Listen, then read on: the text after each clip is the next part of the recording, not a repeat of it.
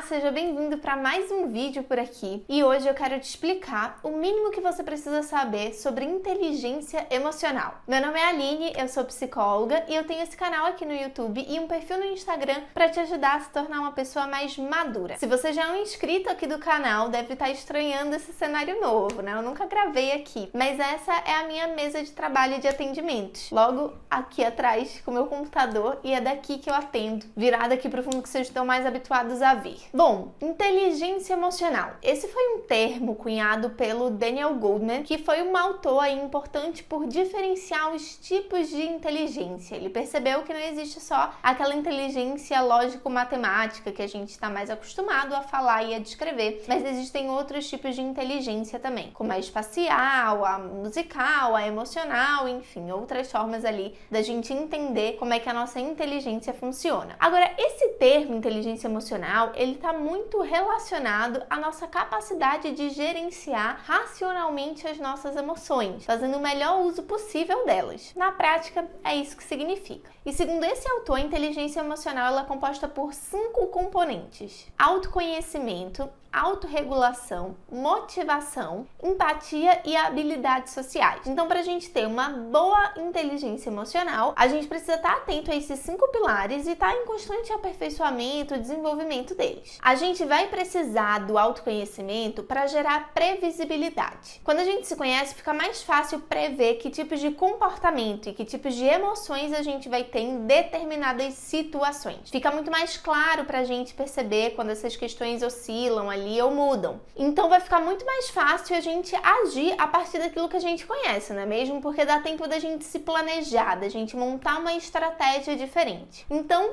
primeiro ponto: não há inteligência emocional sem autoconhecimento. A autorregulação emocional, ela já passa por várias etapas ali, estratégias e técnicas que a gente trabalha bastante na terapia, inclusive, para você ter na manga na hora que você se desregular emocionalmente. Quase que como aquele saber o que precisa ser feito na hora que a desregulação vem, porque ela vem.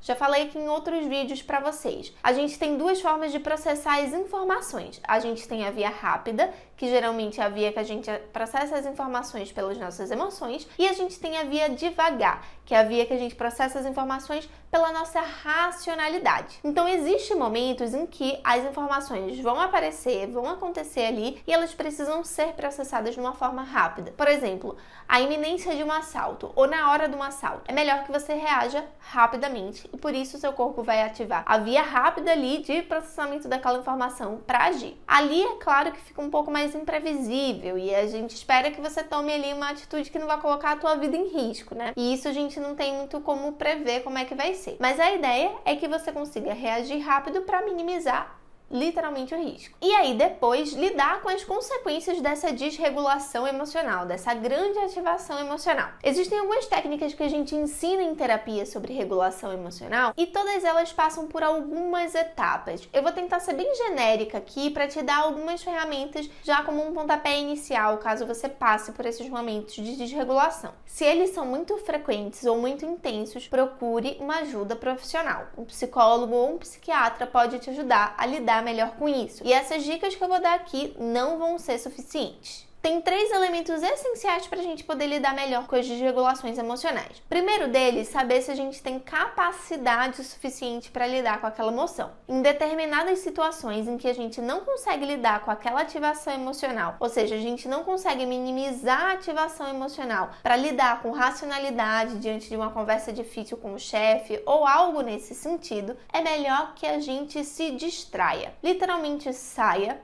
dê um time out, como a gente chama, para depois voltar para aquele momento ali com muito mais racionalidade, muito menos ativado para lidar com aquela situação. Enquanto isso, a ideia é que você vai desenvolvendo outras estratégias para você não precisar recorrer sempre à evitação. Até porque tem momentos em que não dá para evitar, né? Então a gente precisa encarar mesmo aquelas situações de frente. Tá, essa é uma estratégia então para quando não dá mesmo para você lidar com aquela emoção. Mas um outro componente muito importante da regulação emocional é a capacidade de tolerar o mal-estar. Emoções existem, elas são difíceis, elas podem ser bem desafiadoras mesmo, mas isso não significa que você não é capaz de lidar com elas, não é capaz de passar por esse sofrimento. A ideia da tolerância ao mal-estar não é uma resignação, não é você se abater e ficar prostrado e simplesmente deixar estar. É você não piorar as coisas, porque às vezes a gente acaba piorando as coisas tentando fugir daquilo que está nos acometendo. A partir do momento que a gente tolera aquela frustração, aquele sentimento ruim, porque a gente sabe que é passageiro, todo sentimento é passageiro, nenhum sentimento dura para sempre, isso faz com que a gente não piore a situação, não piore aquela ativação emocional e simplesmente lide com ela depois, de uma outra forma, num momento bem mais sereno e ameno da tua vida. O terceiro elemento da regulação emocional, que a gente acaba ensinando bastante, tem um pouco a ver com essa tolerância ao mal-estar, mas não é exatamente isso. É o componente da aceitação, da gente mais uma vez não lutar contra, mas aceitar aquilo dali e reconhecer o momento presente, o ambiente em que você está. Então, as técnicas que envolvem a aceitação, muitas vezes elas envolvem também uma descrição do ambiente onde você está, um redirecionamento do teu foco para algum gatilho, às vezes até a tua própria respiração, perceber como é que ela tá, como é que ela entra, como é que ela sai dos teus pulmões, para se ancorar naquilo dali e conseguir perceber que você pode olhar para as questões com mais racionalidade e menos julgamento, menos inflamação pelo tom que aquela emoção tá dando à situação. A aceitação tem essa diferença de não simplesmente deixar as coisas estarem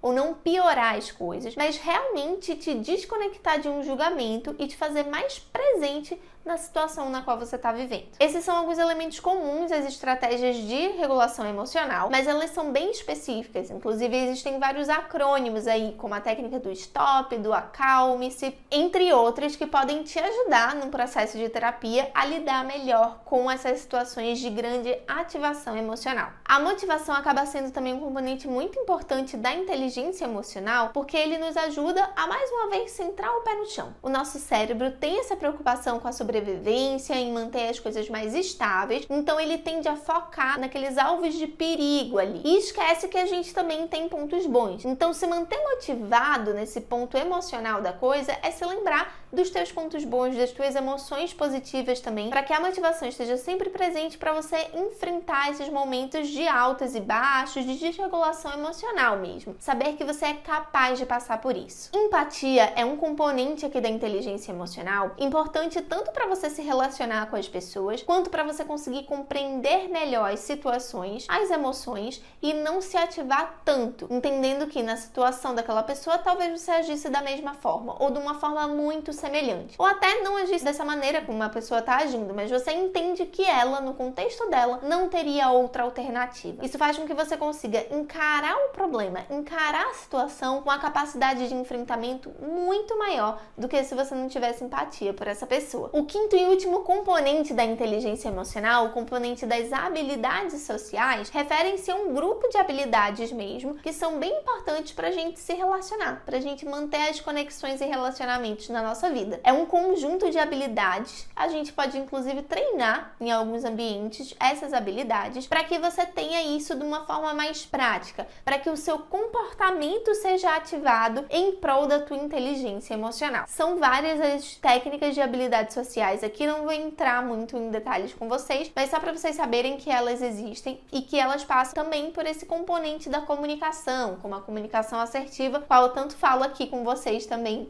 nos outros vídeos do canal. Mas você deve ter percebido aí, até porque me demorei bastante falando sobre esse tópico, que o tópico da autorregulação, ele é bem importante, né? Isso porque a gente sabe que as emoções estão aqui para serem ativadas, para a gente vivenciá-las na sua magnitude, na sua competência mesmo, e muitas vezes elas podem nos prejudicar se a gente não saber o manejo correto, se a gente não tiver aprendido isso na nossa vida e na nossa história. E atualmente na psicologia a gente tem uma abordagem que fala bastante sobre regulação emocional. É a abordagem da terapia comportamental dialética. Ela foi desenvolvida para casos de extrema desregulação emocional mesmo, e é justamente por isso que ela tem tantas técnicas robustas, com boas evidências científicas de que realmente funcionam para a gente lidar com as nossas emoções. Essas técnicas, elas podem ser divididas em 3 categorias. A categoria da tolerância ao mal-estar, que envolve ali uma alteração fisiológica do seu corpo para que isso reverbere no teu sentimento, na forma como você está se sentindo. Falei um pouquinho, mas muito por cima dela por aqui. As técnicas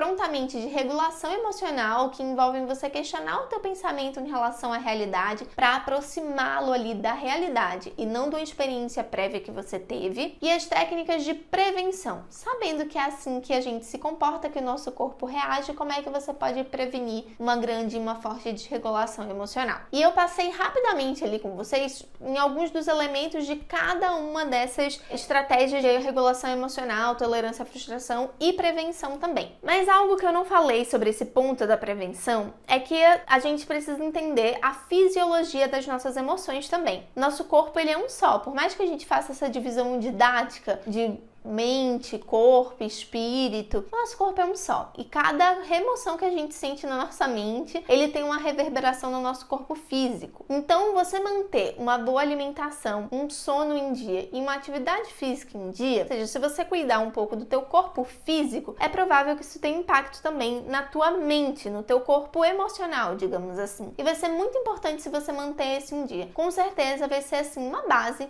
realmente um tripé ali, algo fundamental para você trabalhar melhor e adquirir mais inteligência emocional também. Espero demais ter despertado aí alguma curiosidade e te incentivado a entender melhor sobre a tua inteligência emocional. Tanto como é que você se comporta em determinadas situações, quanto o que falta para você se desenvolver com plenitude nessa área da tua vida. Aproveita e se inscreve aqui no canal para você acompanhar tudo que sai por aqui semanalmente. Eu te vejo na quarta que vem com mais um vídeo. Um abraço e até lá!